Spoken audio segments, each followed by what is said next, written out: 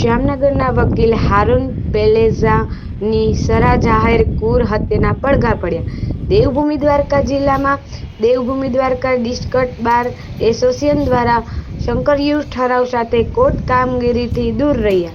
આજરોજ જામખંભાળિયા ખાતે bar association પ્રમુખ સંજયભાઈ જોશીની આગમનની સદગતની આત્માને શાંતિ આપે તે માટે 2 મિનિટ મૌન પાળી શ્રદ્ધાંજલિ અર્પણ કરાઈ. જામનગરમાં એડવોકેટ હારૂન પેલેઝાની હત્યાના દ્વારકા જિલ્લા બાર એસોસિએશન દ્વારા સખત શબ્દોમાં વખોડી આક્રોશ વ્યક્ત કરાયો. જામનગર એડવોકેટ હારૂન પેલેઝા હત્યાના ગુનેગારોની તાત્કાલિક ધરપકડ કરવામાં આવી તેવી માંગ કરાઈ. દેવભૂમિ દ્વારકા ડિસ્ટ્રિક્ટ બાર એસોસિએશનના કોઈપણ સભ્ય આરોપીઓના વકીલ તરીકે રોકાશે નહીં. જામનગરના બાર એસોસિએશને આ સંદર્ભે આગળની જે કાર્યવાહી કરશે તેમને દ્વારકા જિલ્લા બાર એસોસિએશન દ્વારા સંપૂર્ણ ટેકો જાહેર કરાયો. જામનગરના વકીલ શ્રી હારૂનભાઈ પેલેઝા ખૂબ જ ક્રૂરતાપૂર્વક જાહેર રોડ ઉપર મર્ડર કરવામાં આવેલ છે.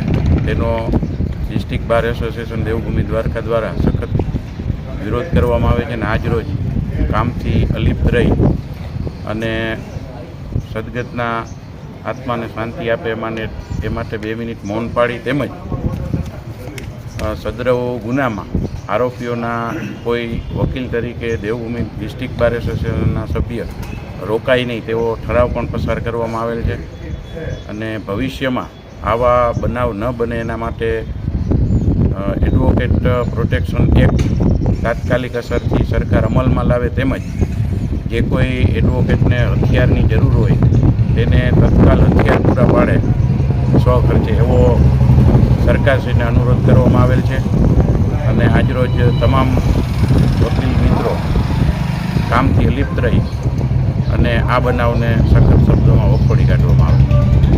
જામનગરમાં 2 દિવસ પહેલાં એક એડવોકેટ સાહેબ ઉપર જે ઘટના ઘટી એને દેવભૂમિ બાર સખત શબ્દોમાં વખોડી કાઢે છે.